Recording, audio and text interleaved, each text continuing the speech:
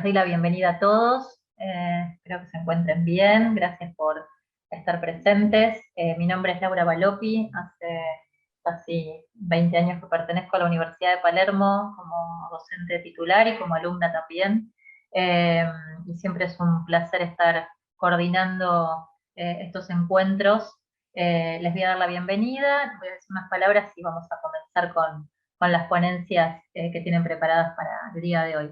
Entonces, sean bienvenidos al 9º Congreso Interfaces Virtual 2021. Damos comienzo a la Comisión 2D del Congreso Interfaces. Es un espacio en el que los protagonistas de la comunidad educativa de América Latina y España comparten experiencias pedagógicas significativas, intercambian vivencias, validan proyectos y consolidan estrategias.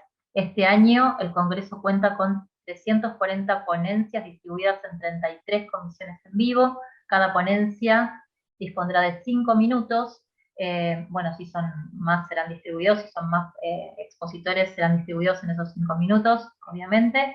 Se expondrá una ponencia seguida de la otra y luego, cuando los ponentes hayan terminado su intervención, se habilitará un espacio de preguntas que podrán realizar a través del chat. Les agradezco mucho. Sí les voy a pedir por favor que vayan en el chat, por ahí junto con mi compañero vamos a ir anotando las preguntas que tengan para hacer, y que por ahí, si quieren y están dirigidas a algún compañero en la sala, puedan ponerlo también. Así que vamos a dar comienzo. Voy a nombrarlos por orden de exposición a cada uno de ponencias, y voy a nombrarlos y a nombrar la ponencia a la que corresponde. En primer lugar tenemos Arquitectura, Asistencia y Contención. Exponen Liliana Ferro y Alfredo Nicolás González. En segundo lugar, Contribución para el curso técnico, bueno, es en portugués, Computazográfica para coleta selectiva en Portobelo. Expone Adriana Cordenonzi y Eliana Paula Calegari, del Instituto Federal de Educación, Ciencia y Tecnología. Detectives de Proporcionalidades, expone Adela Margarita Ortelli, del Centro de Capacitación, Investigación e Información Educativa. Cuarto lugar, para el océano y el cambio climático, análisis de las variaciones de la temperatura del Río de la Plata, exponen Estela María Domínguez Halpern, del Instituto Industrial Luis Huergo, en Cava. 5, en quinto lugar, el pensamiento crítico en la enseñanza de las ciencias sociales, expone María Josefina Contreras Conde, de la Universidad de San Carlos de Guatemala. En sexto lugar, información anxiety, perdón si no pronuncié mal, saturación por exceso de información debido a la enseñanza en línea y el confinamiento, expone Mariel García Hernández, de la Universidad de las Américas Puebla. En séptimo lugar, La creatividad se aprende, de Claudio Wertheim y de Fadu Uva. En octavo lugar, La programación didáctica en tiempos de virtualidad, expone Enzo Vieira, de la UNSL. En noveno y último lugar, Pandemia y formación de docentes, multitextualidades y cibergéneros en lengua y literatura, exponen Andrea Alejandra Seyerwald y Pablo Salinas, de UDESA TNC. ¿Sí? Hasta ahí estamos. Entonces, le doy la palabra y comenzamos con Arquitectura y Asistencia, con Liliana Ferrero y Alfredo Nicolás González. ¿Sí? Bueno, bienvenidos.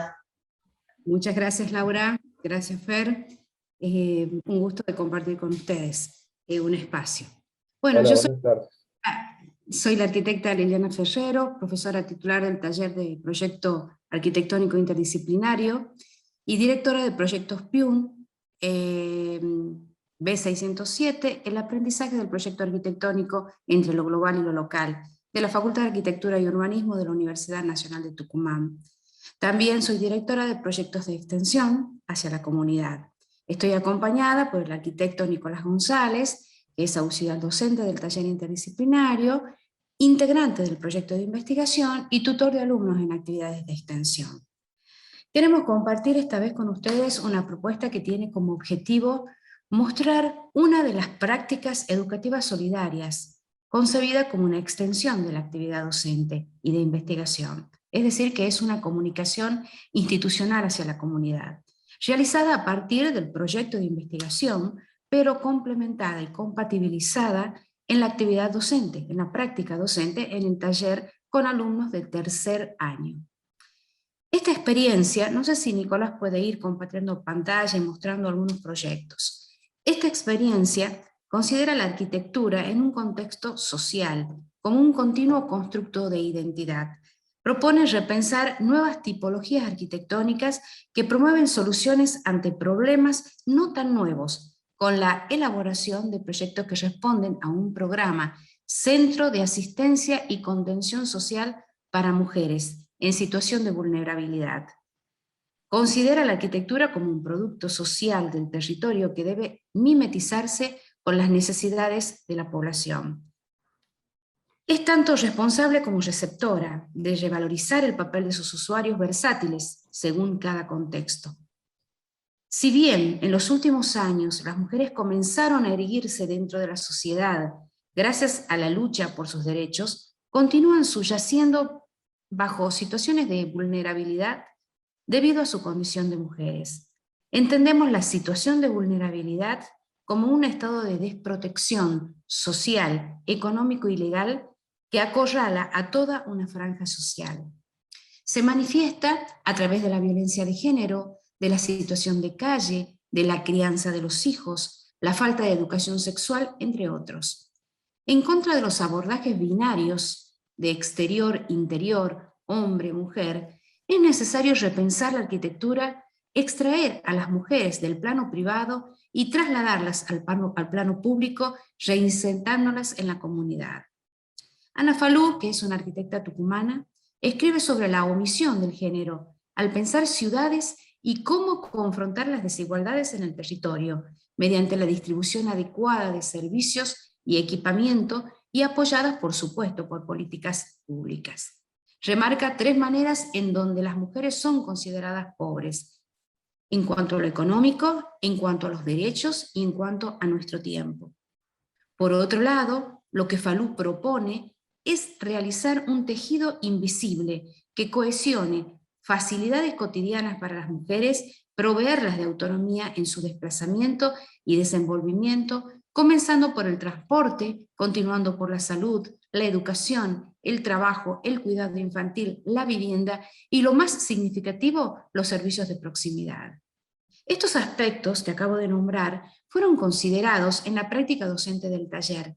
Nicolás puede mostrar cómo se refleja en un ejemplo, por el acotado tiempo que tenemos, los conceptos de asistencia y contención en los proyectos de arquitectura, dando soluciones a esta situación problemática y respondiendo al programa Centro de Asistencia y Contención Social para Mujeres en Situación de Vulnerabilidad. Nico, 1 minuto tenés para hablar y para mostrar. Hola, buenas tardes. Yo soy Nicolás González, como dijo la arquitecta Liliana Ferrero. Bueno, como dice el título, Centro de Asistencia y Contención Social para Mujeres en Situación de Vulnerabilidad, reúne esta tipología de arquitectura, reúne las diferentes funciones que hoy en día están dispersas en la ciudad en un solo edificio. Como dice el título, Centro de Asistencia y Contención Social, quiere decir que refleja y compone al edificio en 2 partes, como contención social, como contención en la parte privada, que está compuesto por albergue, por dormitorios, por talleres, por comedor, y la parte asistencial, que es abierta al público, que es la parte de consultorios, de salas de capacitación, de salas de reuniones, y con servicio a la comunidad. Así están compuestos los trabajos.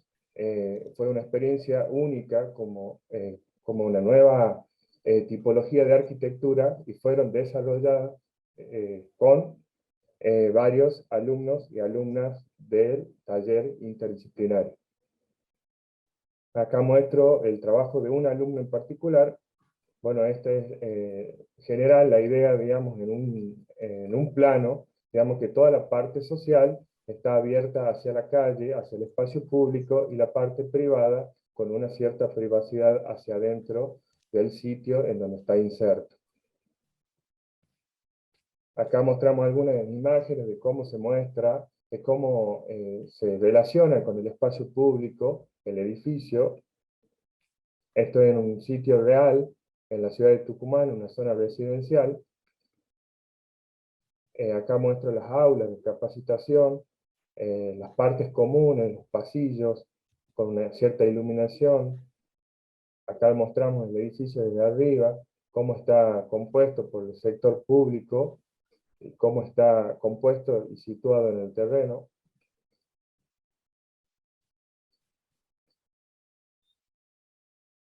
Hay una vista desde la calle.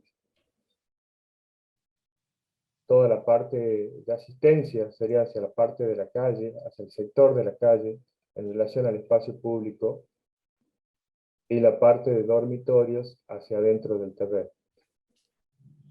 Si podés mostrar los 3D, Nico, que se va a entender un poco mejor. Damos un minutito más y Sí, podemos ir cerrando. ahí se ven los 3D.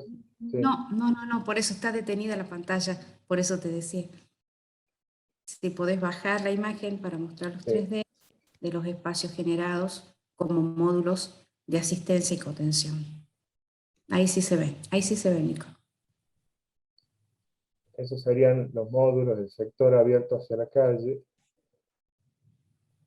y el sector de los dormitorios hacia adentro del terreno, las partes interiores del edificio, los patios con iluminación natural y las aulas de capacitación.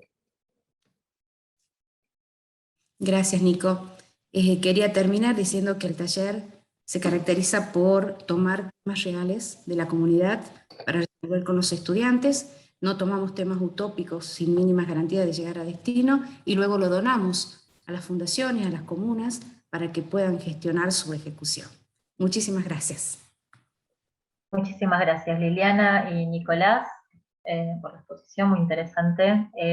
Vamos a continuar. Si quieren dejarles en el chat algunas preguntas, pueden hacerlo, así al final intercambiamos opiniones y debatimos. Y seguimos con Adriana Cordenonzi y Eliana Paula Calegari,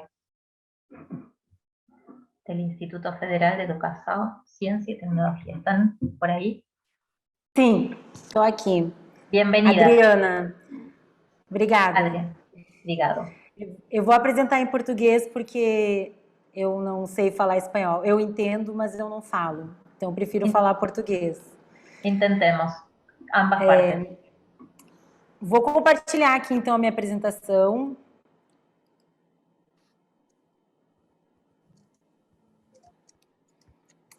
Eu trabalho no Instituto Federal de Rondônia, no norte do país, do norte do Brasil, na Amazônia, né, na floresta amazônica.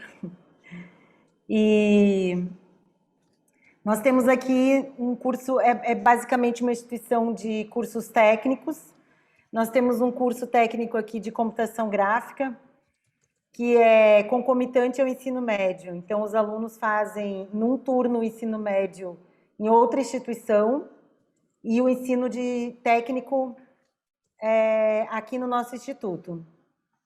Esse projeto ele foi aplicado no segundo semestre do ano passado, já em aula remota, por conta da pandemia, e foi uma experiência de aplicar um projeto interdisciplinar de forma remota. E, na verdade, foi a primeira vez que foi feito o projeto interdisciplinar nesse curso, e de forma remota. Então, foi algo assim, bastante novo para a gente. O Instituto ele tem um núcleo de ação sustentável que tem parceria com essa cooperativa, Catanorte, cooperativa de catadores e catadoras de materiais recicláveis, que são as pessoas que recolhem materiais recicláveis e vendem para seu sustento.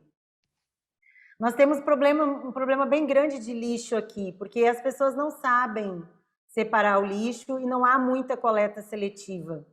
Então, nós pensamos em fazer um projeto interdisciplinar que envolvesse os alunos no sentido de educá-los mesmo para essa questão do lixo e para a questão da reciclagem, né? Mostrar a importância do trabalho da cooperativa e que eles fizessem, então, dentro das disciplinas, materiais que pudessem ajudar a cooperativa de alguma forma.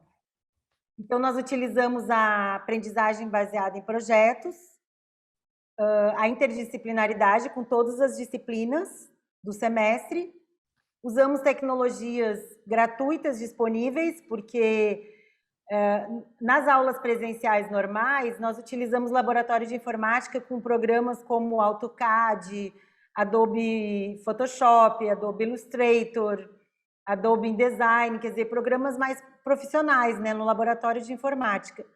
Mas com eles em casa, muitos alunos sem computador bom, sem programas, sem softwares, né? Sem condições, muitos são alunos carentes, né? Alunos que não têm muitos recursos.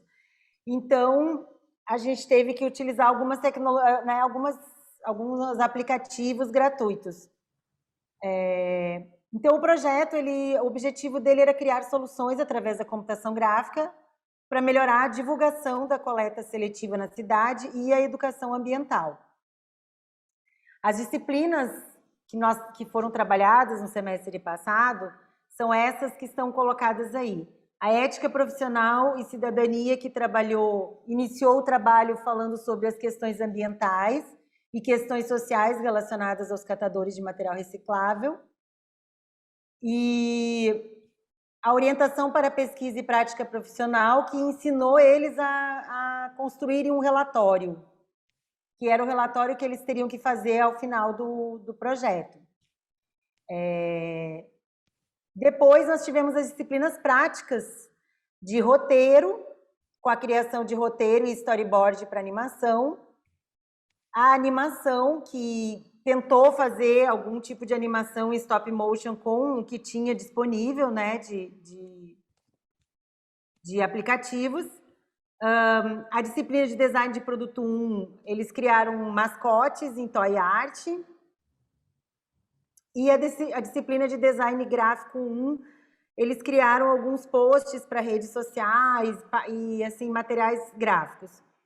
Então, todas essas disciplinas, elas trabalharam mais ou menos juntas para que se criassem esses materiais com o mesmo tema e, por exemplo, o roteiro criado na disciplina de roteiro foi utilizado na disciplina de animação e, eventualmente, algumas animações também foram feitas utilizando o toy art, o mascote criado na disciplina de design de produto. E a disciplina de design gráfico, então, eles criaram alguns materiais de divulgação que também tem a ver com todo o projeto. As tecnologias que a gente utilizou foram aplicativos gratuitos, né? Como, por exemplo, no design gráfico, que é a minha disciplina, a gente utilizou o Canva, o Adobe Spark, que é um aplicativo da Adobe gratuito, o GIMP, que é um aplicativo que corresponde ao Adobe Photoshop, porém gratuito. E todo o projeto, ele utilizou o Google Sites como um site de apresentação e acompanhamento do projeto. Depois eu vou deixar o link do site ali no chat.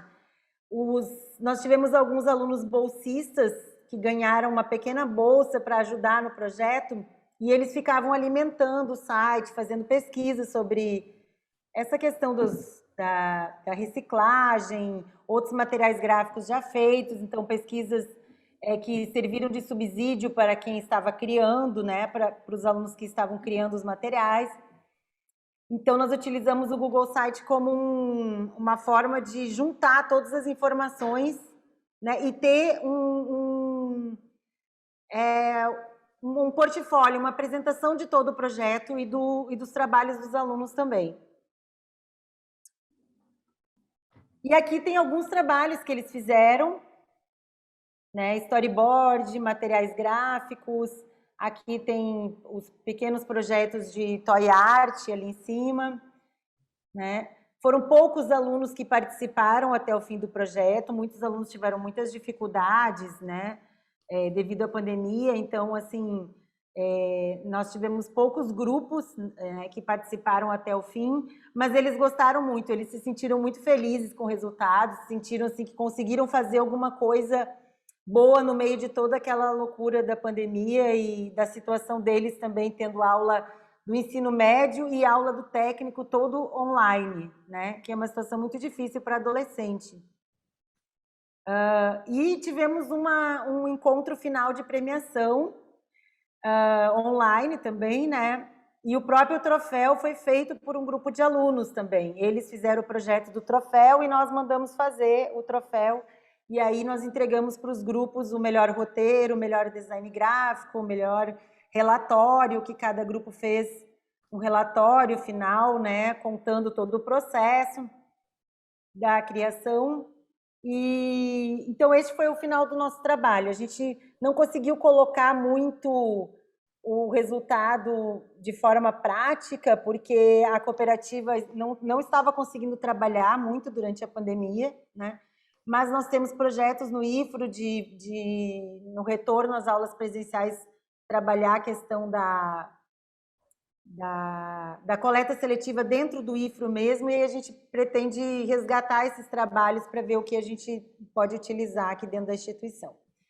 Então era isso, muito obrigada pela atenção, espero que vocês tenham entendido alguma coisa aí do meu português.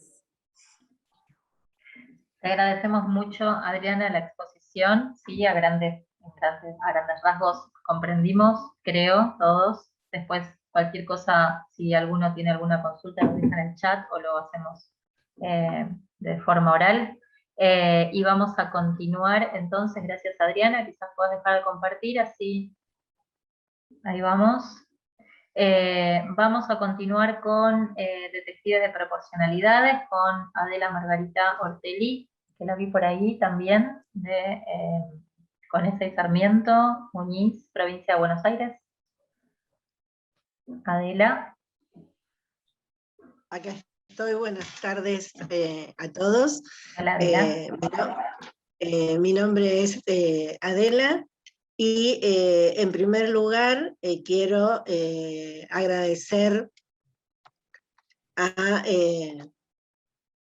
la Universidad de Palermo y a Interfaces 9 la oportunidad que me da de poder participar y de comentarles una de mis propuestas. Ya tuve la experiencia del año pasado de estar con ustedes, así que bueno, es doblemente grato estar nuevamente hoy.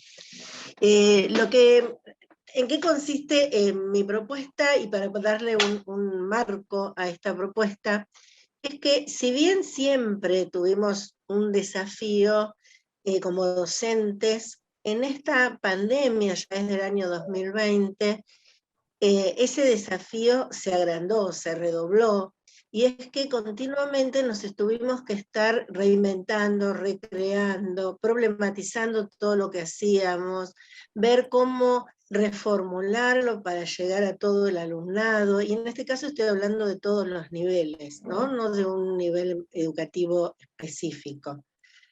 Entonces esta propuesta concreta es empezar a mirar el mundo que nos rodea con ojos matemáticos, ¿no? Es decir, acercar la matemática a los alumnos, a los estudiantes, de manera que sea no algo frustrante, sino algo mucho más amigable, y que ellos vean que la matemática los rodea, les guste o no les guste, es decir, es algo que está y que tenemos que aprovecharla, ¿no? Yo escuchaba a Liliana en su ponencia y decía cuánta matemática hay en ese trabajo, ¿no? Cuántos cálculos, cuántos conceptos matemáticos se necesitan para llegar a ese objetivo que no es matemático, ¿no? Es decir, la matemática como herramienta. Por eso en esta propuesta hay un recorte específico que es sobre la proporcionalidad, y la idea es convertirnos en esos detectives que con la lupa van buscando pistas, ¿no? Y en este caso, pistas de en dónde está la proporcionalidad en nuestra vida. Y ese fue uno de los desafíos que tuvimos durante la pandemia, porque como docentes, siempre en el aula, independientemente del nivel, uno arma un escenario que le conviene para las temáticas que va a trabajar. Ahora el escenario estaba en las casas, no lo podíamos preparar nosotros, estaba en la vida real, en la vida cotidiana. Entonces el desafío era encontrar todo eso que nosotros queríamos enseñar o ejemplos de lo que queríamos enseñar en ese contexto que rodeaba a los estudiantes y ayudados también con toda la tecnología, con todas las herramientas tecnológicas, ¿no? Que fueron nuestros aliados. Entonces el planteo es trabajando con estudiantes de nivel superior y por mi trabajo con docentes, directivos, inspectores, empezar a ser estos detectives y encontrar la proporcionalidad en distintas áreas de nuestra vida. Entonces, acá hay un mínimo ejemplo, dado los tiempos, ¿no?, que tenemos para exponer. Pero tenemos en el arte, tenemos en las artesanías, tenemos en el diseño, tenemos en los hobbies, tenemos en la escultura, ¿no?, dentro del arte, en un montón de expresiones, más allá de un cálculo matemático, necesitamos de la proporcionalidad. Entonces la idea era abordar la proporcionalidad desde ese lugar y después llegar al saber matemático y no a la inversa. Comenzar de fórmulas, conceptos, propiedades, para después llegar a un ejemplo de la vida diaria. Sino dar vuelta esa relación. Si nosotros empezamos a trabajar, por ejemplo, con imágenes, es interesante trabajar con los alumnos. ¿Qué pasa con la imagen cuando yo quiero, por ejemplo, insertar una imagen? Si yo le cambio el alto, ¿tengo que cambiarle el alto y automáticamente se cambia el ancho? ¿Por qué? ¿Qué relación une ese ancho con ese alto? ¿Qué pasa si yo modifico y no modifico uno y no modifico el otro? Si esa imagen la paso a Paint y la quiero recortar, cuando la voy recortando también se va armando una proporción, que si yo modifico el ancho, se modifica el alto. Entonces, estudiar esa proporción, cuál es la constante, qué se modifica, por qué, qué pasa si yo modifico una sola de las dimensiones y no modifico la otra. ¿Sí? Por ejemplo, para cargar una imagen en un trabajo práctico, simplemente. Después tenemos también en escultura. Ese, no sé si todos lo conocen, ese es un compás de 3 puntas. El segmento A, que es de la primera punta de la izquierda hacia la del centro, podríamos decir, y el segmento B, que es desde esa hacia la punta de la derecha, guardan una proporción áurea. Por lo tanto, ese compás es el que nos permite, si nosotros nos pudiéramos medir la cara, tendríamos la relación entre la parte superior de la cabeza, la nariz y el mentón, con ese compás, y ahí trabajaríamos proporcionalidad. Hay programas de anatomía para la figura humana, y las proporciones.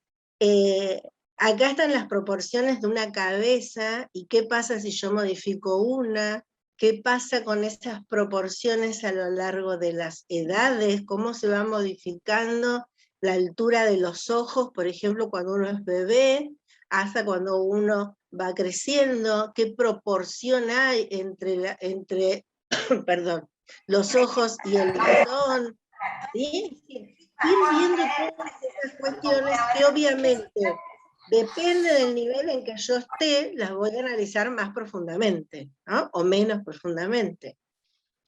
Si trabajo con planos, ¿no?, por ejemplo, los planos que uno puede encontrar en un diario cuando hacen publicidad de departamentos, de casas, ¿qué diferencia hay entre la escala de un plano con otro? ¿Cuál es la realidad de esas dimensiones si yo tengo en algún lado anotada la escala?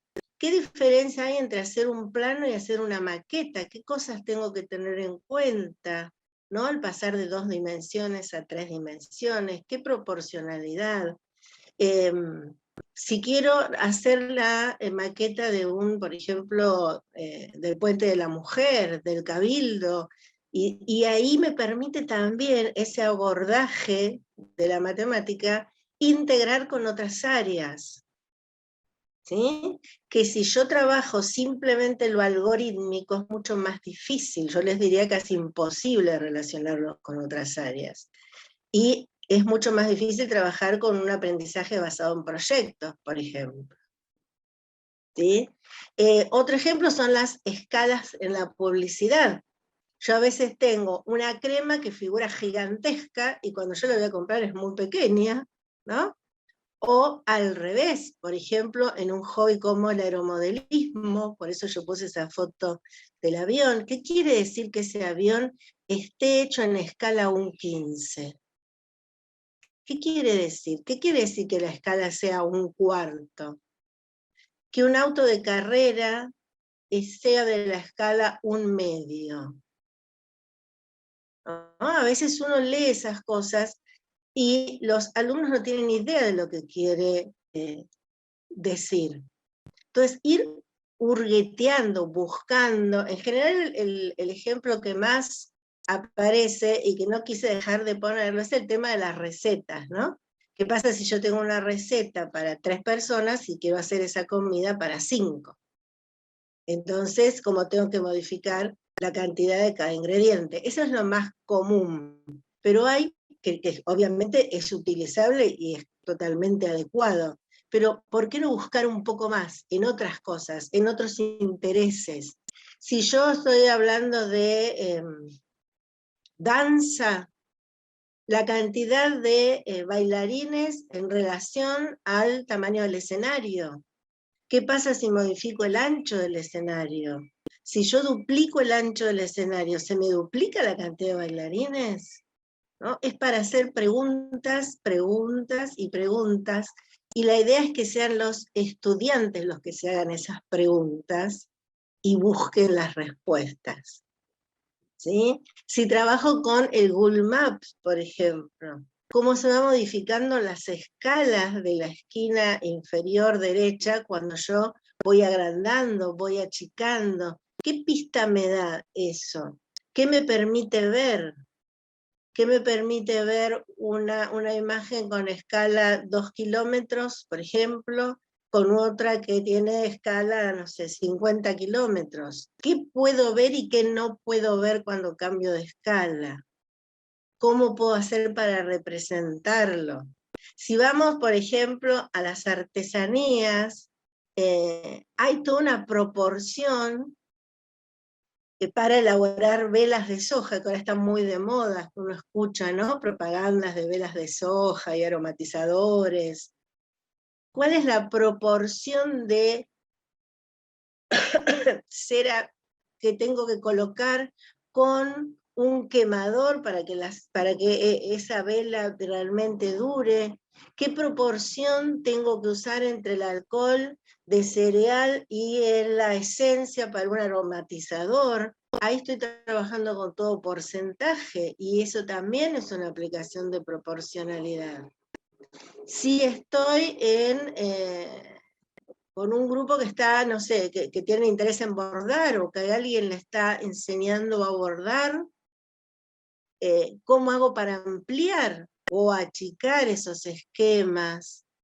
¿No? Y así ir buscando y buscando, pero la idea es ponerse la lupa y ver qué ejemplos, y ahí aparecen 2 que yo todavía no nombré, que también es interesante trabajar, porque en general cuando uno empieza a trabajar proporcionalidad directa, como en este caso, es como que todo en el mundo es proporcionalidad directa, ¿no? Perdón, Adela, tenés un minuto, ¿sí? Bueno, gracias. Entonces, ¿por qué no darle ejemplos en donde no existe esa proporcionalidad? Es decir, lo que estamos buscando es una autonomía, un espíritu crítico. Entonces, en realidad, si yo, por ejemplo, tomo la boleta de Edenor o Edesur o la compañía eléctrica que tenga, ¿es proporcional el consumo que yo haga? Si yo consumí el doble, ¿voy a pagar el doble? ¿O hay algo fijo que además se le suma el consumo?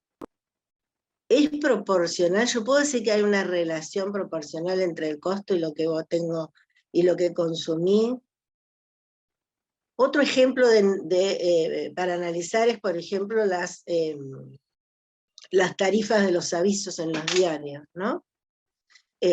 A veces en los institutos se arman como tipos empresas, ¿no? Y los alumnos tienen que armar una empresa, organizarla, manejar una empresa. Entonces hay que hacer avisos publicitarios. Si yo en lugar de un renglón en el aviso uso 2, ¿se duplica el costo? Y si hago 3, y si hago 4, o cuando aumento la cantidad va disminuyendo esa relación. Es decir, es analizar, preguntarse, utilizar las herramientas tecnológicas que me lo permitan. Hay muchas aplicaciones en donde yo puedo ver también la proporcionalidad. Por ejemplo, acá en Argentina, la app de YPF, si yo soy docente me descuenta este porcentaje, si soy socia del Automóvil Club me descuenta este. Entonces, ¿qué días? ¿Y qué días? Entonces, ¿qué días me conviene cargar para tener mayor descuento? Es decir, no sé si se entiende la idea, pero la idea es, en mi vida, ¿dónde está la proporcionalidad? Y como docente, empezar a buscarla, estimular a los alumnos a que la busquen, y después de eso salir al saber matemático. Por supuesto que esto requiere, para ir cerrando, Laura, requiere acuerdos institucionales, ¿no? Para que las trayectorias de los alumnos sean continuas, que haya una coherencia, no que haya saltos entre un docente y otro. Y en este momento lo que estamos haciendo es trabajando con los docentes este planteo, que ellos busquen, que ellos traigan, que ellos discutan, que ellos problematicen lo que traen, que ellos se pregunten, para después trabajarlo con los alumnos en los distintos niveles. ¿Me pasé? Perdón. No, estamos bien, no te preocupes. Está muy bien y muy interesante aparte. Muy bien. Así que, bueno, para cerrar solamente les digo muchas gracias nuevamente. Gracias a vos, Adela. Muchas gracias por tu exposición. Vamos a pasar a... me habías dicho, Nico, que no estaba Estela, así que pasamos a el pensamiento crítico de la enseñanza de las ciencias sociales con María Josefina Contreras Conde de la Universidad de San Carlos de Guatemala. Bienvenida, Josefina. Gracias. Buenas tardes a todos y a todas. Mi nombre es Josefina Contreras. Actualmente soy la coordinadora de la enseñanza de la historia en la Universidad de San Carlos. Voy a compartir pantalla para poder comenzar con la exposición.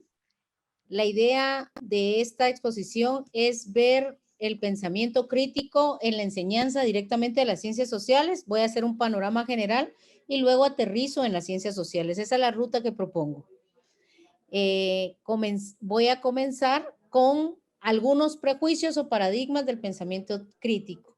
El pensamiento crítico no es negativo por hacer juicios, ni es un pensamiento lógico, ni es un buen pensamiento. O sea, el pensamiento crítico va a ser esa capacidad compleja y esa habilidad de pensamiento que van a tener los sujetos de pensar sobre su propio conocimiento, sobre su propio pensamiento. Por lo tanto, esto va a suponer destrezas puntuales que van a lograr que el estudiante o que la persona identifique, argumente, haga supuestos, reconozca, haga inferencias de algún pensamiento en concreto. Para llegar a la conceptualización, al menos la que mejor me parece en esta exposición, era la que Nis plantea sobre el pensamiento crítico, que se concibe como el pensamiento racional y reflexivo para decidir qué hacer o creer. Aquí hay dos elementos claves de este concepto. El proceso cognitivo del pensamiento como tal, ese proceso de pensar por medio de la razón, y el proceso reflexivo que se va a fundamentar directamente en esa acción, en ese contexto, en esa resolución del problema y en esa interacción. ¿Por qué usamos este concepto, al menos en esta exposición? Porque al final el pensamiento crítico se convierte y se va a convertir en una acción. El pensamiento crítico, por lo tanto, sí es una competencia, pero es una competencia metacognitiva, que quiere decir pensar sobre lo que se piensa. Por lo tanto, tiene unas implicaciones de enseñanza muy puntuales, porque nosotros como docentes vamos a transmitir directamente algunos paradigmas, estereotipos y pensamientos que concebimos. ¿Cómo lo puedo desarrollar? Esa es la pregunta de esta investigación. ¿Cómo desarrollar el pensamiento crítico en general en los entornos educativos? Primero, es un conocimiento. El conocimiento es esencial. O sea, si no hay conocimiento, no se puede desarrollar el pensamiento crítico. Ese es el primer ingrediente. Debe de existir conocimiento y debe de existir una riqueza conceptual para que se pueda expresar las ideas y se puedan comparar. Debe de ser coherente, debe de ser organizado y debe de tener esa exploración y ese ingenuo y esa flexibilidad que son muy ad hoc al pensamiento creativo. Por eso está como muy pegado al pensamiento creativo. O sea, debemos de desarrollar bajo estos criterios el pensamiento crítico. Vuelvo a insistir, sin conocimiento no se puede llegar a un pensamiento crítico.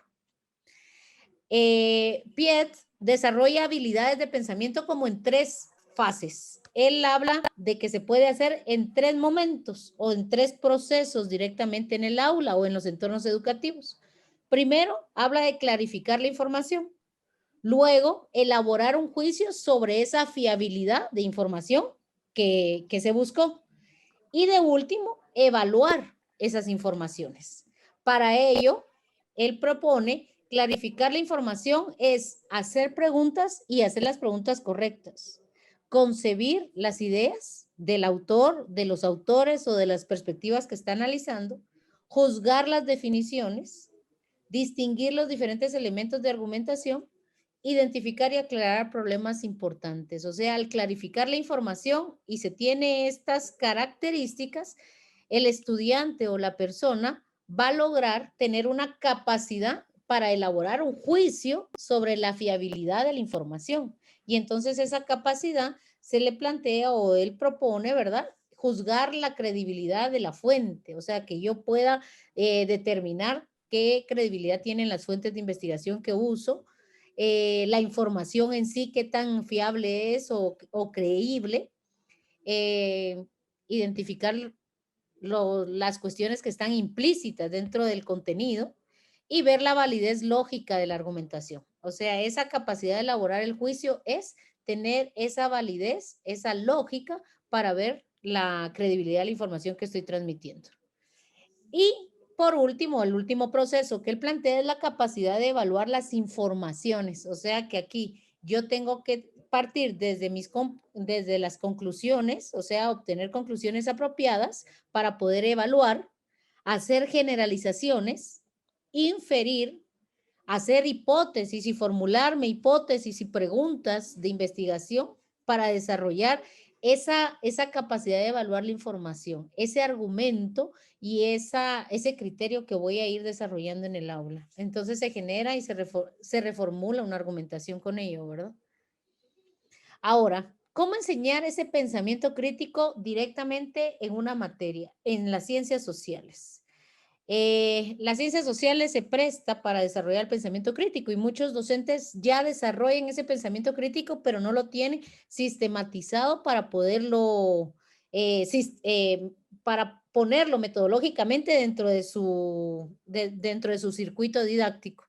Aquí, ¿qué es lo que se propone? Primero, que se desarrolle en la casa, en lo cotidiano, en la comunidad o en la sociedad, elementos puntuales para el estudiante. 2 posturas.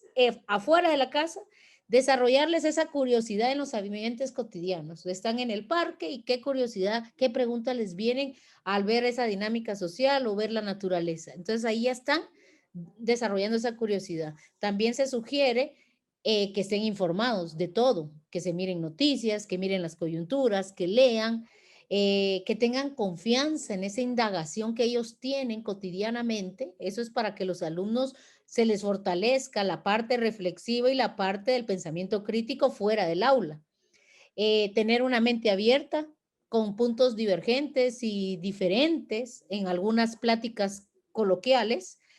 enseñarles a tener esa flexibilidad a las alternativas y a las opiniones, comprender las opiniones desde la visión y desde la perspectiva de los otros, y sobre todo tener esa honestidad para aclarar sus propios prejuicios o estereotipos o tendencias egocéntricas que ellos manejan, porque al final el pensamiento crítico está inmerso dentro de los entornos de interacción humana. Por lo tanto, hay que enseñarlo fuera y dentro del aula. Y en las ciencias sociales es una materia en donde se puede hacer muchas prácticas dentro de lo cotidiano para ir desarrollando este pensamiento.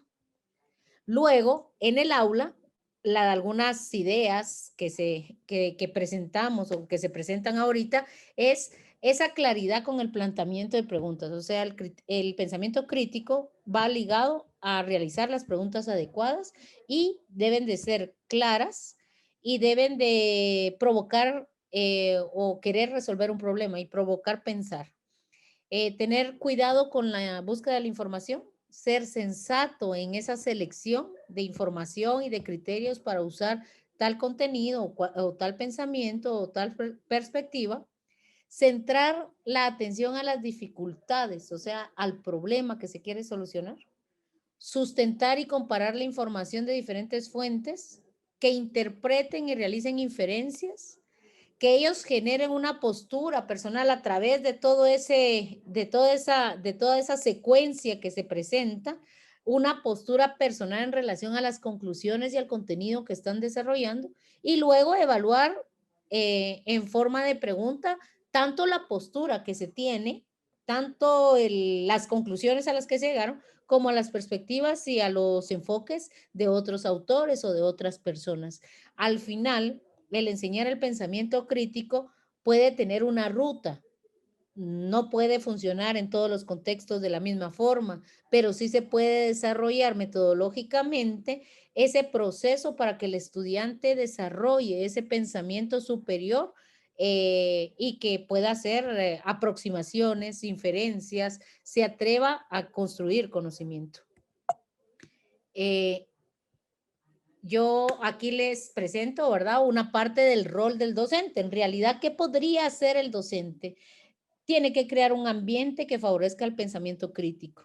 Y eso es por medio de valores en donde hay empatía, hay una mentalidad abierta, hay una racionalidad y hay una autocrítica, que todo es una construcción de conocimiento y no es una destrucción de las opiniones de lo que se está generando. Entonces, el ambiente de clase es importante para favorecer y para desarrollar el pensamiento crítico. El otro elemento importante del docente es que es mediador para generar esas preguntas adecuadas, esas preguntas que provoquen pensar, y no siempre pensar como quiere el docente, sino provocar que se piense diferente y provocar esas preguntas que busquen en el estudiante esa constante resolución de problemas, porque este es el pensamiento crítico, el pensar sobre tu pensar. Enseñar a los alumnos a aprender a pensar, que son ejercicios, son con preguntas y con cuestiones de conocimiento y de lectura, de empatía y de flexibilidad y de reflexión, o sea, aprender a pensar. Y lógicamente esto se logra si promovemos la curiosidad, el diálogo, la intervención y la forma de ver las cosas de otros enfoques, de otras perspectivas, como desarrollar ese pensamiento divergente y desarrollar esa creatividad que tiene el estudiante para poder desarrollar su pensamiento. Insisto, el pensamiento crítico no es solamente saber qué se piensa, sino es aprender a pensar y tener una postura ante cualquier situación o fenómeno. Lo más importante es que no puedo empezar a desarrollar pensamiento crítico si no hay una base de contenido, de conceptualizaciones que generen ese debate o esa discusión. Muchas gracias. Creo que me tomé mis 5 minutos. Sí, muy bien y muy interesante. Josefina, muchísimas gracias. Voy a continuar con Enzo Vieira, ¿estás por ahí? La programación didáctica en tiempos de virtualidad, ¿sí? De la UNSL. Hola Enzo, ¿Qué tal? Buenas tardes. ¿Cómo buenas están? tardes, ¿cómo estás? Bueno, también es un placer estar nuevamente compartiendo este espacio de intercambio a partir de la propuesta de la Universidad de Palermo. Soy docente de la Universidad Nacional de San Luis. Estoy a cargo como jefe de trabajos prácticos de la asignatura didáctica y práctica docente en el aula del profesorado de educación especial. Y bueno, en esta oportunidad he presentado la experiencia de la programación o planificación didáctica en virtualidad. En este espacio los alumnos es el primer acercamiento que tienen ellos a la institución escolar para conocer el dinamismo, el funcionamiento a nivel macro y específicamente a nivel micro dentro del aula, donde tienen el contacto directo con un docente de grado y su grupo de alumnos. Y por esta situación tan particular que nos ha tocado vivir a todos a nivel mundial, el año pasado con la pandemia nos vimos imposibilitados de concurrir a las instituciones que lo hacemos año tras año, así que llevó a buscar nuevas estrategias del equipo docente para poder llevar a cabo esta tarea. Tuvimos la posibilidad de que una institución nos permitiera que nuestros alumnos pudieran ingresar a las Classroom y Zooms que los docentes venían desarrollando con los chicos de cuarto, quinto y sexto grado. Sin lugar a dudas también fue un gran desafío para nosotros porque eso llevó que varios de nuestros estudiantes no estuvieran acá en la ciudad de San Luis, sino que muchos de ellos regresaron a sus lugares de origen, localidades o pueblos de la provincia y otros de provincias vecinas. Pero sin lugar a dudas pudimos coordinar y llevar adelante la propuesta. Generalmente en la presencialidad los chicos realizan una observación participante, lo cual les permite ver cuáles son las fortalezas, los intereses, las necesidades que tienen ese grupo de alumnos, detectar si hay algún alumno con alguna necesidad educativa especial para brindar una adecuación curricular. Y en este caso lo que hicimos fue a través de entrevistas con las docentes a cargo y un Zoom, que ellos pudieran relatarnos cuáles eran las características que presentaban esos chicos, y a partir de allí los alumnos pudieran elaborar la propuesta didáctica. También acá se nos presentó otra de las dificultades, que fue indudablemente lo tecnológico.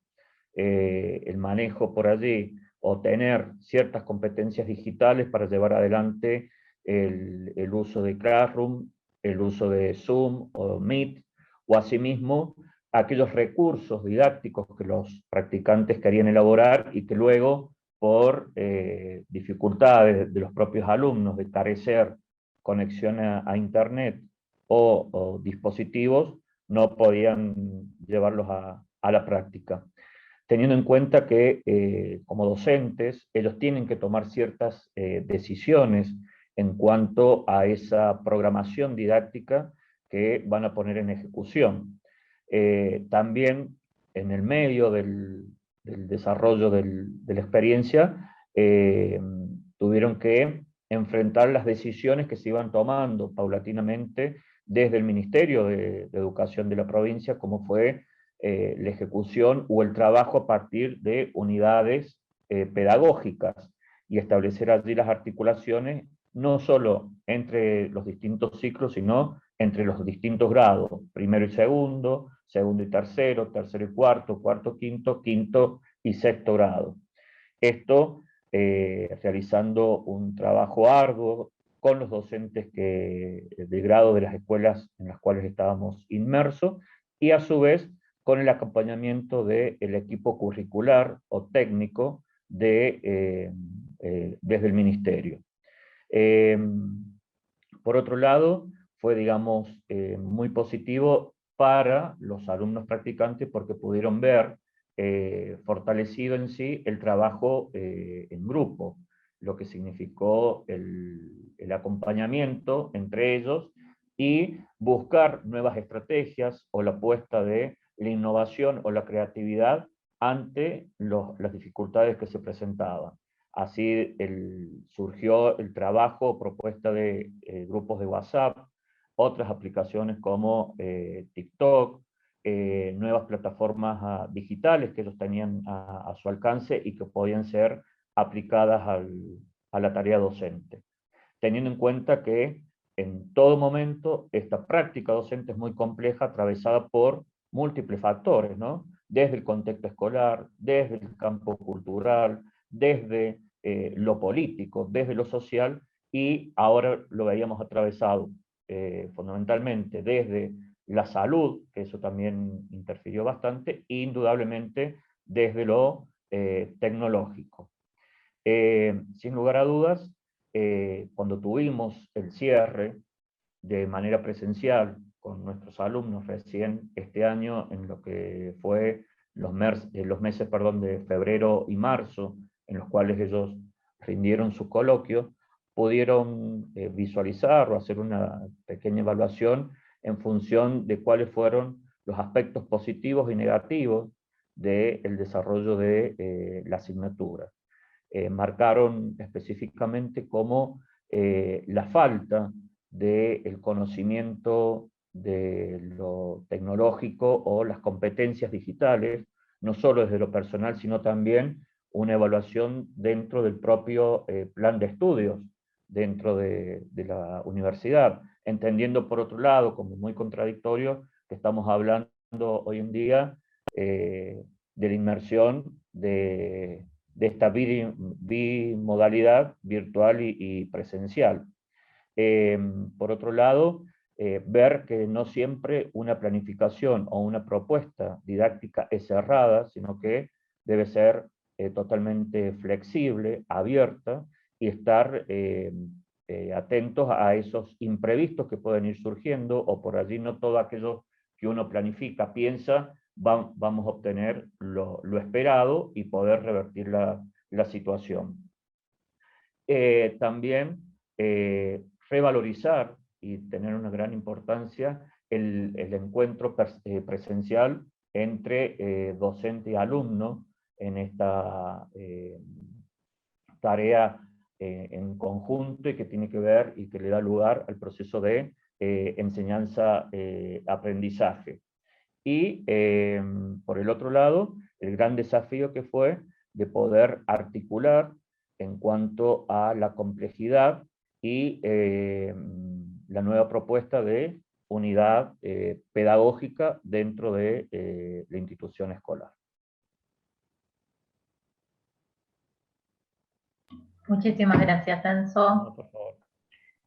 Muchas gracias. Continuamos entonces. Y por último con Andrea Steyerwald, espero que haya pronunciado bien, Pandemia y formación de docentes, multitextualidades, cibergéneros en la lengua y literatura. Bienvenida. Estás muteada, Andrea, si podés desmutearte, ahí está. Ahí está, perfecto. Voy a cerrar, me parece, la puerta del escritorio, si me esperan un segundito, porque justo hay una desmalezadora. Hace tranquila, Andrea.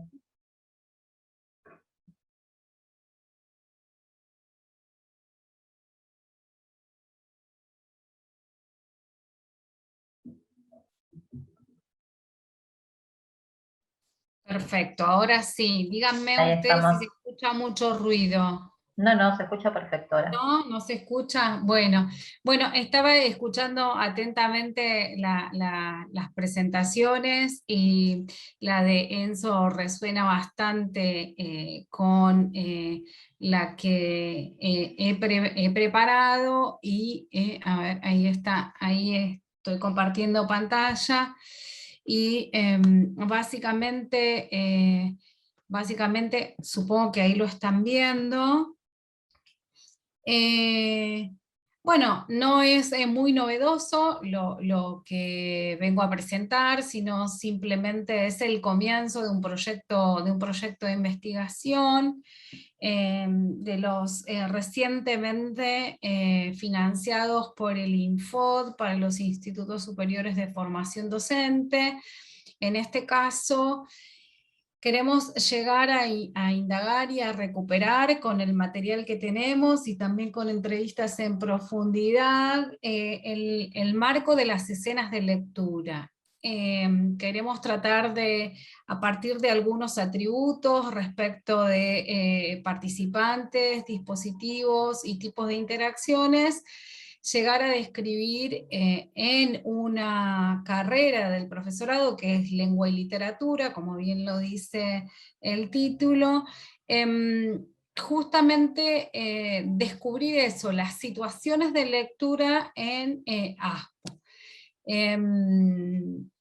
Sabemos, ¿no?, que la pandemia lo que hizo es dificultar el encuentro educativo porque implicó la migración de una presencialidad en muchas instituciones educativas muy fuerte, con poca infraestructura, pero también con poca práctica en la mediación a través de plataformas y dispositivos, y a su vez, como el caso nos interesaba particularmente, el caso de los profesorados, porque los profesorados en general, estoy hablando de los profesorados, en este caso es de Bellavista, es un profesorado de la provincia de Buenos Aires, no cuentan como en las universidades. Yo soy profesora en el ámbito universitario, en el nivel superior, en el ámbito universitario y también en los institutos de formación docente. No cuentan o no contábamos con, en nuestro caso particular, no contábamos con un Moodle. La mayoría de los profesorados no cuentan con un Moodle, pero tienen por ahí bastante aceitadas las plataformas virtuales del INFOD. No era nuestro caso porque una ventaja se transformó en desventaja, es decir, tenemos la ventaja de que tenemos un edificio propio, pero tenemos la desventaja de que al ser una institución de educación superior no teníamos piso tecnológico porque se fueron designando con prioridad a los institutos, en realidad a las instituciones de nivel inicial, primario y secundario, y entonces los que compartían edificio contaban con esta disposición tecnológica y nosotros la verdad es que no. Entonces el uso de la plataforma del INFOD no estaba dentro de las prácticas corrientes de los profesores, ni de los estudiantes. Esto igualmente, el equipo directivo había a principios de 2020, en febrero de 2020, había presentado un plan para progresivamente incorporar la circulación de la comunicación y de los materiales a través de esta plataforma. Pero esa reunión sucedió 20 días antes de que se decretara el aislamiento social preventivo y obligatorio, y no dio tiempo a que se pudiera hacer una migración a una plataforma que era poco frecuentada y donde no estaban tampoco matriculados los estudiantes y sin equipo técnico para hacerlo. La realidad es que iba a ser bastante poco sincronizado. Esto surge, todas estas son las primeras conclusiones de las entrevistas que se le hicieron al equipo directivo para pensar en el plan de gestión de la migración. A donde queremos llegar es a indagar acerca del contenido que finalmente fue depositado, como en el caso de Enzo, en plataforma Classroom, una plataforma de Google, ¿no? Del emporio Google. De ahí en más, empezamos a pensar en esos textos que estaban ahí, y en qué características tenían los textos. Mucho se habló durante el ASPO de esta cuestión de, entre comillas, dar clases no es tirar PDFs. Eso nos empezó a resonar, y nosotros teníamos una idea, ya que veníamos trabajando en esa primera reunión de migración hacia la plataforma. Teníamos una suerte de palabras, conceptos teóricos que nos daban vueltas, que eran la cuestión de la multimodalidad de los textos multimodales. No de la pedagogía multimodal, sino de la multimodalidad que se estaba dando en general en espacios que los incentivaban, profesores que por ahí abrían para mediatizar el contenido, un aula classroom, o prácticas que ya los ingresantes tenían de la escuela secundaria, donde también se utilizaban aulas classroom en algunas materias. Y entonces la idea de la multimodalidad no nos estaba dando vueltas. ¿Qué entendemos por multimodalidad o por texto multimodal? Es un texto que está hiperrelacionado. La definición que tomamos es una definición muy germinal, la iniciática, que es la de Paul Lambert. Paul Lambert propone una relación en el estudio también como muy creativo. Ahí me suenan y me resuenan también las otras ponencias, ¿no? Que van tratando de encontrar vínculos entre distintas disciplinas y la propia, digamos, ¿no? En el caso de Adela, por ejemplo, lo matemático, ¿no? En el caso de Adriana, lo propio de sus trabajos. En el caso de la arquitectura también, Nicolás y la jefa de cátedra, de Tucumán, creo, de la Universidad de Tucumán, que ahí se me perdió el nombre y no lo tengo por aquí. Esa definición, que es producto de una mirada interdisciplinaria de lo discursivo, las seguimos tensando hasta llegar a que un texto multimodal en realidad es un variado repertorio de modos de representación, que se componen de diagramas, ¿no? De material básicamente textual, de imagen y también audiovisual. Estos mensajes forman como un paquete informativo, por utilizar una metáfora, y entonces, más allá de la idea de tirar PDF, la cuestión no era solo el PDF, sino también la cuestión era cómo llegar al PDF, fuese en una plataforma Moodle, fuese en una plataforma o en un formato Teams, o fuese en un Classroom. Lo que empezamos también a indagar en relación con los directivos era en que, bueno, el objetivo general de la investigación entonces era comprender las particularidades de la enseñanza y de los procesos de apropiación en este contexto, ¿no? Basados en textos multimodales, y para eso utilizábamos como vía regia las escenas de lectura, porque las escenas de lectura y el hecho de llegar o no llegar, de llegar a leer, de poder leer todo, de leer a medias, de tener datos, no tener datos, poder bajar, que fuese legible, tener al lector, todas esas cuestiones hacían a la lectura final. Si algo en el medio sucedía, como un corte de energía, un corte en la señal de internet, o incluso la falta de datos, hacía que ese PDF estuviese muy lejos.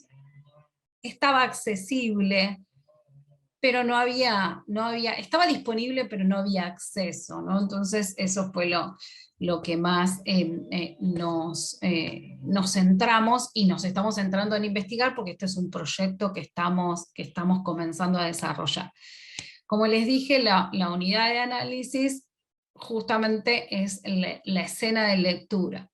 Lo que nos parece que es muy productivo es delimitar esa escena, también porque tenemos en el profesorado muchas personas que esto lo tenemos cuantificado, alrededor de un 40% de personas que tienen a su vez a su cargo la crianza de niños, y sean ellos estudiantes varones, mujeres, o del sexo que fuese, del género que fuese, tenían cierta responsabilidad que también debían sumar a su propia historia de trabajo, la historia de la trayectoria en el sistema de educación superior, pero a su vez también a enfrentar y hacerse cargo de la escolaridad de sus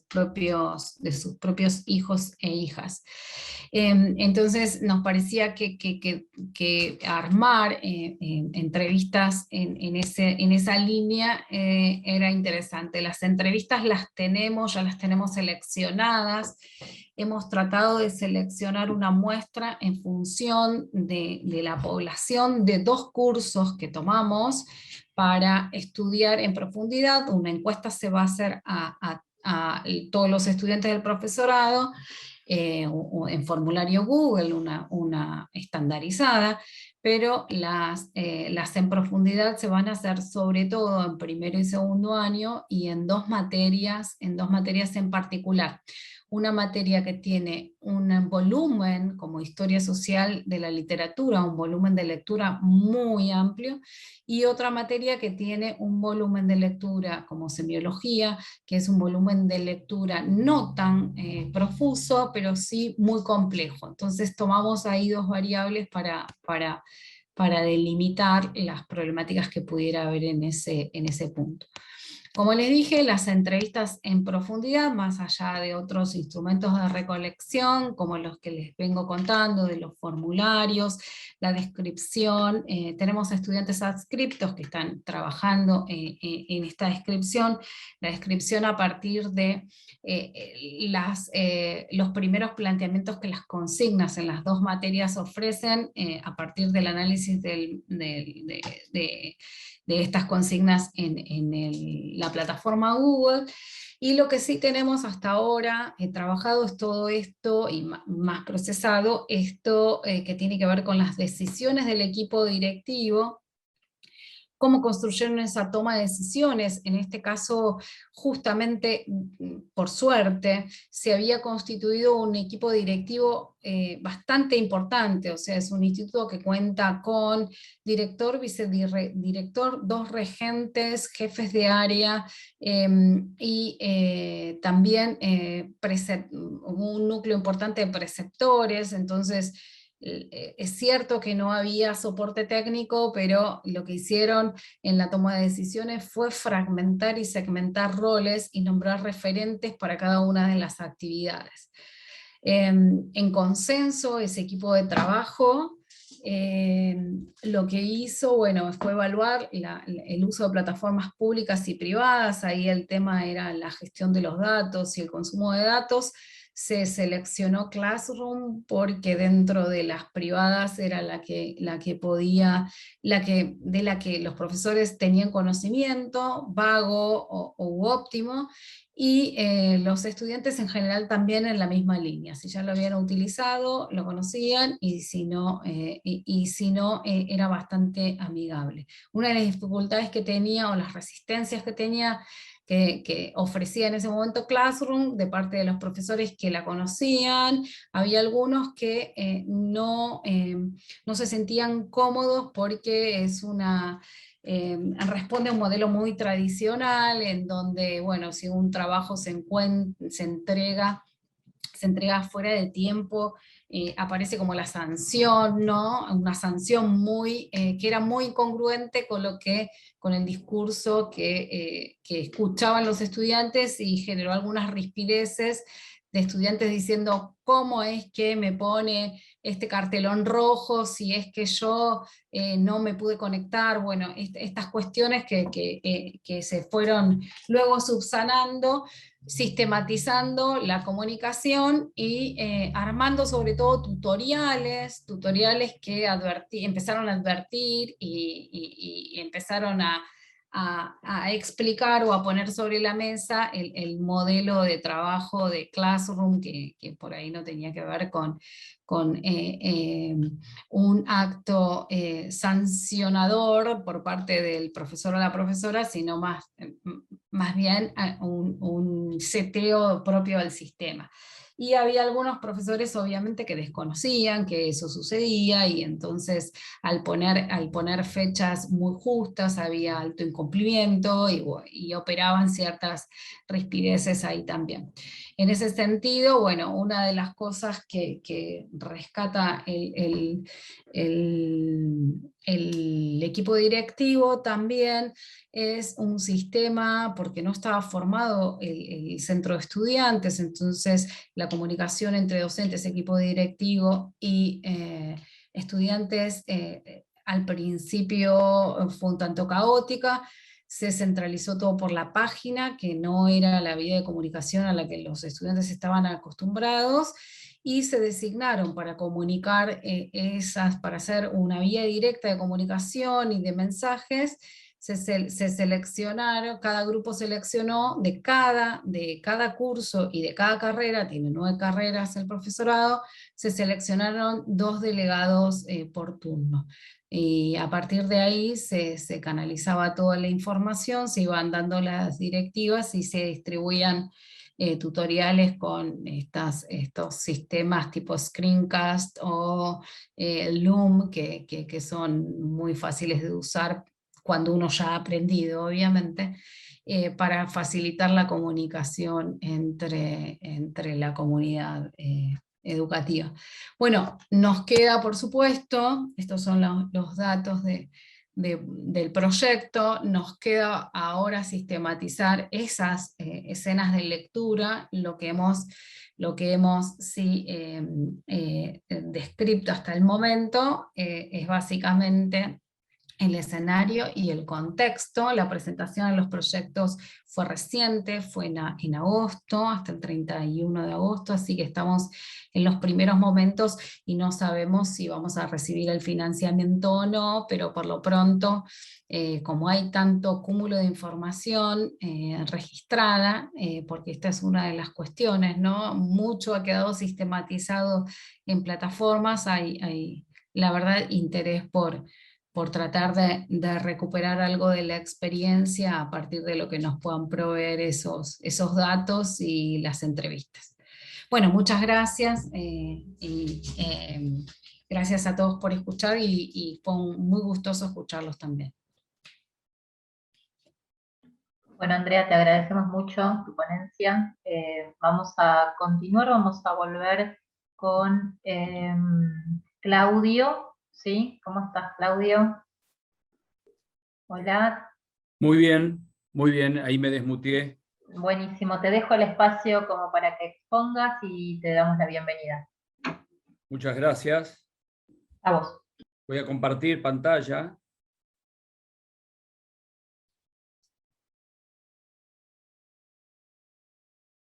Mi nombre es Claudio Daniel Wertheim, soy arquitecto. A esta altura de mi vida ya hice un poquito de todo: construcción de edificios, de casas, de interiores, y participé 7 años en exposiciones internacionales como Casa FOA, y me dedico hace 12 años a la docencia también, porque trabajo como arquitecto independiente. Y en la docencia estoy orientado al diseño interior. Y tengo un emprendimiento que es el logotipo que se ve atrás, que es para enseñar SketchUp, y estamos haciéndolo con una docente que está en Santiago de Compostela, que es un programa de 3D para hacer imágenes, para hacer render y para presentarle a otros estudios también imágenes si es que lo precisan. La idea de esta charla era ver si la creatividad se aprende, así que bueno, no voy a empezar agradeciendo a la Universidad de Palermo que me convocó, ni a todo el público presente por estar aquí, porque no sé si la mayoría de los que tienen la cámara apagada están presentes o se fueron a preparar un mate para cuando les toque su charla. Y como tengo nada más que 5 minutos, les voy a contar que estoy desarrollando un dispositivo que se llama Control Z y espero que me catapulte a la fama. ¿Saben para qué sirve? Es para volver atrás en la vida, en todos los actos que no nos hayan gustado, en los que hemos metido la pata, y queramos volver para atrás para poder borrarlos y no haberlos hecho. Lo que está en discusión, cuántos clics le voy a meter, porque si no, si yo empiezo a hacer control Z, control Z, control Z, puede ser que llegue un momento en el que nací, y eso ya sería un acto demasiado creativo. Así que estoy pensando en ponerle, por ejemplo, hasta 10 clics. Como no sé cuándo lo voy a poder lograr, terminar de hacer este dispositivo, lo estoy utilizando en el diseño con mis alumnos para que no se enamoren enseguida de sus proyectos y se animen a volver atrás y adelante las veces que sea necesario. ¿Por qué? ¿Por qué volver atrás? Porque muchas veces nuestros clientes crecen con nuestros proyectos y comienzan a entender las primeras propuestas que no le habían gustado o no las habían entendido. Entonces vuelvo para atrás, pero en realidad es un adelante. Muchos alumnos me dicen, yo no soy creativo, profe, porque soy medio cuadrado, y me hacen un dibujo en el aire de un cuadrado, o me dicen, yo soy abogado, soy contadora, porque tengo muchos alumnos que son personas de 35 años que después de haber estudiado otra cosa se vuelcan al diseño interior. Como si dentro del cuadrado no pudiéramos encontrar un círculo, o redondearle las puntas, o duplicarlo, o girarlo, hasta dejarlo como un rombo, o perforarlo, o extruirlo y hacer un cubo, o estirarlo, y hacer un rectángulo, cortarlo al medio y obtener 2 triángulos. Otros me dicen, soy de madera, como si la madera no se pudiera curvar, flexionar, tallar, moldurar, perforar, lijar o pintar, usarla para muebles, para herramientas, para hacer un carruaje, para hacer un asado, para hacer instrumentos de música, utensilios para comer. Entonces, ¿qué es ser de madera? ¿Es ser creativo? Poder adaptarse a cualquier proyecto. Recuerdo la historia de un abogado de Ohio, un estado donde estaba prohibido el aborto. Tuvo que defender a un cliente que le había vendido alcohol a un chico de 17 años y tuvo que pagar una multa muy importante y le cerraron el local. El abogado argumentó que si en ese estado la vida comenzaba con la gestación, ese chico tenía en el momento de la compra 9 meses más y ya era mayor, con lo cual consiguió que lo absolvieran y pudo volver a abrir su local. Entonces, ¿de qué abogado me hablan? ¿Hay acaso profesiones que no sean creativas? Con la pandemia cambiaron muchas costumbres en la casa, como por ejemplo llegar y dejar los zapatos en la entrada. Puede ser una idea para seguir. Las casas van a necesitar un espacio para descalzarse y guardarlos. Si separamos papeles, cartones y vidrio que vienen a retirar una vez por semana, ¿no necesitaremos agregar un espacio para grandes bolsas de residuos? Si la mayor parte de la ropa que lavamos está en la planta alta de la casa, ¿por qué los lavaderos no pueden estar en la planta alta? Si gran parte de la gente va a trabajar remoto desde sus casas y las aulas pueden ser virtuales, ¿las habitaciones no van a tener otro tipo de equipamiento? La creatividad está en sí misma, está más cerca de lo que nos podemos imaginar. Y si no, si investigamos la misma palabra, dentro de esa palabra, con las mismas letras, podemos encontrar varios mensajes como idea, divertida, atrevida, reactiva, vida, tarea, día, varita, variedad, y no sigo porque tengo solamente 5 minutos. Pero no se puede ser creativo diseñando si no somos creativos viviendo. No hagamos siempre las mismas cosas porque vamos a obtener los mismos resultados. Y una frase de Picasso que me queda picando siempre, que la creatividad y la inspiración me encuentre trabajando. La creatividad se aprende, la inspiración no es un don de pocos, llega cuando estamos trabajando y no como un susurro mágico al oído. Muchas gracias. Te agradecemos mucho, Claudio. Y ahora creo que ya cerramos con Claudio. Expusimos todos, expusieron ustedes, yo expuse ayer. Me interesaría muchísimo si quieren hacer alguna pregunta ahora. En el chat veo que no hay, pero y me parece que todo quedó bastante claro. ¿Alguien quiere agregar algo? Me interesaría, si quieren ampliar, puede ser. A mí me pareció muy interesante la ponencia de todos obviamente me llevo algo. Sí, me escribí algunas cosas que me parecían interesantes y alguna reflexión. Estamos en momentos sí de reinventar la educación y está buenísimo esta sensibilidad. Educar con calidad, garantizar ese aprendizaje, encontrar soluciones, encontrarnos en estos lugares y seguir pensando, crear nuevos entornos también de aprendizaje y apoyar a los estudiantes. Y algo que dijo Josefina, que para mí es importante y es urgente, es generar un pensamiento crítico y construir una mayor resiliencia, ¿no?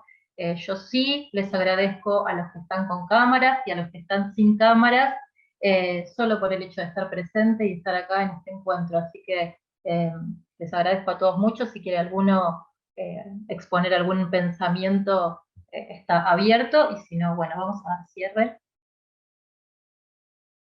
Los veo a todos silenciosos. Gracias, entonces. Nico, ¿andas por ahí? Fer, perdón. Nico estaba al lado y Fer al lado. Sí, pero Nico fue allá. Por acá Sí. estoy. Fer.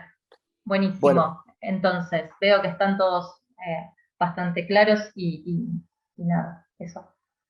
Bueno, listo. Si no hay entonces ninguna pregunta, ninguna reflexión final, damos por finalizada la charla.